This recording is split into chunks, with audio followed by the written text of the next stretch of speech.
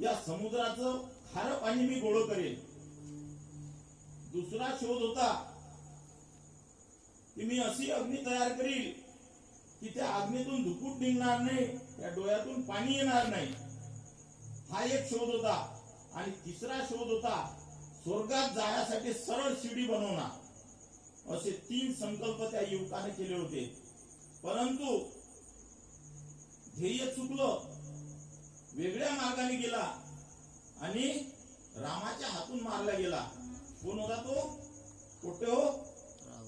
रावण. रावण. रावण म्हटलं रेंज मध्ये हा का नाही म्हणून टेस्टिंग करतोय. तर रावण नावाचा युवक, त्या युवकाने हे संकल्प केले होते. आणि नंतर चरित्राच्या बाबतीत फेल झाला आणि रामाच्या हातून मारला गेला.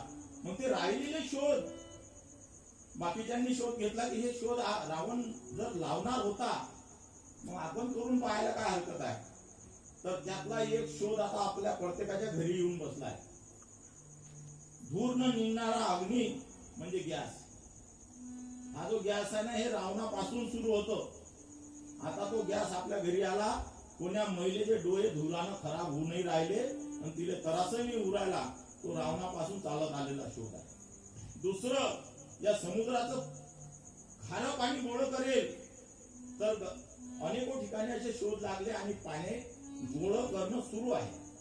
आणि तिसरा महत्वाचा शोध आहे तो म्हणजे स्वर्गात जाण्यासाठी शिडी. तुम्ही म्हणता मग आता हा शोध कोणा लावला? तर हा शोध तुकडोजी महाराजांनी लावला. तुकडोजी महाराजांनी समजून घेतलं की शिडी बनवायची म्हणजे नेमकं काय. तर आपला संसारामध्येच स्वर्ग निर्माण करायचा. त्याला म्हटलेलं आहे स्वर्गात जाण्याची शिडी. विठ्ठला